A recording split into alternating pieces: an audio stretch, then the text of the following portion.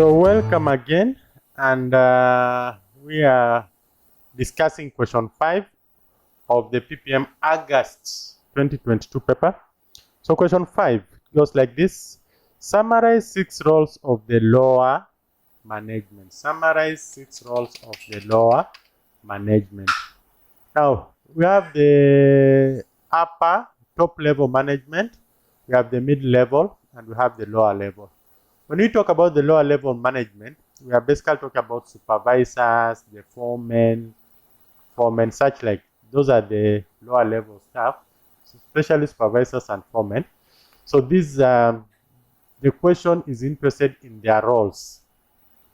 Supervisors and foremen, those are the people we are talking about here.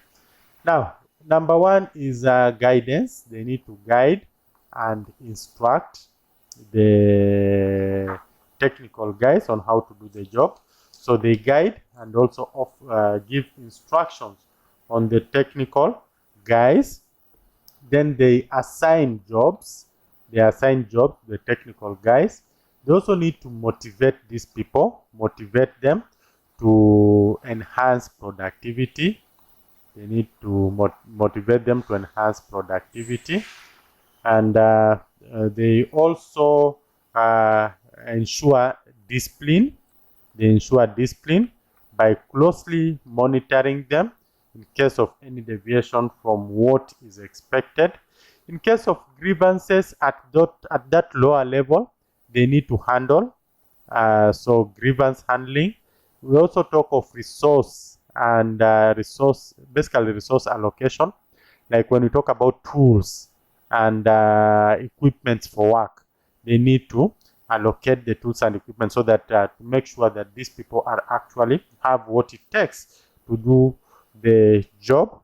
They check the adherence to the set standards, and in case of any deviations, they are supposed to initiate the corrective mechanisms.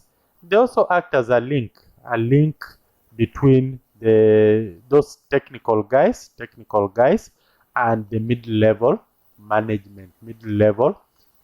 So we can say they really play a very important role, especially when it comes to communication. So they play a very important role when it comes to communication, because they act as a link between the low level and the middle level. And I think these are just some of can also talk of coordination, because these are the people who do the job. So unless it's very clear that this person stops here, the other one picks from here, there might be a gap. So they make sure that there's a very good flow of work, and that is so we might want just to look at the functions of management, but at a lower scale. You can see coordination is here, communication is here. The issue of staffing will basically talk about assigning jobs. Issue of motivation, this is also staffing. Discipline is still staffing. Grievance handling is still staffing. Organizing, resource allocation. I think we talked about resource allocation somewhere here. That is organizing. Planning, we are talking about adherence to the standard. But for them, in most cases, they don't plan. They receive plans from the top management and middle. So theirs is just to enhance this corrective mechanism as the implementation goes on. So the 6 points are just there. Get them from those. Explain 4 principles of scientific management theory as advanced by Frederick Taylor. The one I like most is scientific selection and training. Scientific selection and training. This one very important for Frederick Taylor, that you select the employees objectively according to, there's something about division and specialization of labor. So you select them objectively according to where they have specialized, and then put them in that right job, then train them so that they can improve on their efficiency, their productivity. And by doing that, you'll get a lot of that good performance and productivity level will shoot. So we talked of division and specialization of labor, and then scientific selection and training. He also talked of to motivate them, piece wage rate, that you are paid according to the number of pieces you produce. If you produce 1 unit, you are paid according to the rate for that 1 unit. If you have produced 10 units, for the 10 units. And to motivate these people, he talked of something called differential piece wage rate system. Piece wage rate system. You can go and check what differential piece wage rate system is. This was meant to motivate the staff so that they can give their best. These are some of the very good principles to motivate.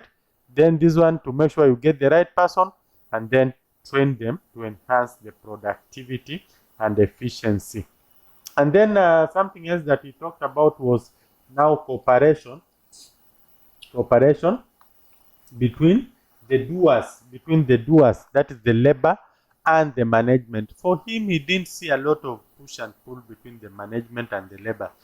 That's why we talked of standardization. He actually came up with what we call standardization, that at the end of the day, all the units you produce have to be checked. Do they conform to the standard set? There were specifications which had been set. So do the units that you have produced conform to the specifications that have been set?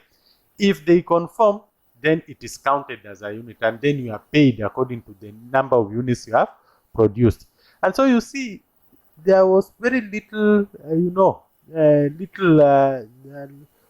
confrontation, kind of, if we may put it like that, between management and labor. Because management has given you the job, they will only come to check how many units you have, how many units meet the specification, and then you'll be paid according to the number of units that you have produced. So you can see, he didn't expect a lot of push and pull management and labor, but instead he expected a lot of cooperation by putting the systems that work. And these systems that work included specifications which were clearly set to meet the standards that had been set. Then he emphasized on quality output. And this quality and maximum output, and this will easily be attained by the division and specialization of labor, because we are reducing the movements of people. They concentrate on doing what they can do best. And then the quality is about the standards which have been set and will be checked at every end of the day, or at the point where a unit is presented to the management for acceptance. So these are the key principles of Frederick Taylor. Work along this and you'll have all the answers that you want. Justify 5 reasons why it is essential for an organization to conduct environmental scanning. Environmental scanning, we are looking at the surrounding of a business, both inside and outside. Environmental scanning, we have internal environment and also have external environment. Why is it important to understand the environment inside out? So many points. SWOT. This is 4 points. Opportunities. To know the opportunities so that you can tap on them. To know the threats so that you can thwart them, so that you can, disperse them. They need not to affect you or reduce the intensity. To know the strengths so that you can take advantage. And to know the weaknesses so that you can suppress them. You can suppress them. These are very important reasons why it's essential to conduct environmental analysis. The other reasons is for long-term planning. Long-term plan, and not just long-term planning and even short-term planning. You cannot plan if you don't know the environment in which you are operating in. So get to know the environment and then plan for that environment. Then we also say for decision making. For decision making, it's very important that you consider the environment in which you are operating in. It's very important that you consider the environment you are operating in. For survival and growth, especially when we talk about threats. Threats come to kill us. So it's very important that you understand the environment and you continue to scan and analyze it. so that in case anything that can possibly pose a threat to you, you take earlier measures to suppress it or to thwart it, so that it doesn't affect you negatively, and that ensures continuity of the organization. So it's essential to conduct environmental scanning for continuity purposes. Organizations that failed to scan the environment are long gone, because changes come and they don't go with the changes. They are left behind lagging, and finally they lose the momentum and they just die a natural death. Then we also talk of resource allocation. It's very important for resource allocation. We do what we call the environmental scanning. So environmental scanning is about understanding the environment in which we are operating in. SWOT is a tool that helps us to understand the environment, but it also poses all these good reasons. Opportunities, so that we can tap threats with what? Strength, we take advantage of our strength, our abilities. Weaknesses, we suppress them. And then all the other points. So SWOT should be able to give you 4 marks. Don't just throw it like that and leave it like that. Thank you. Let's meet in the next question.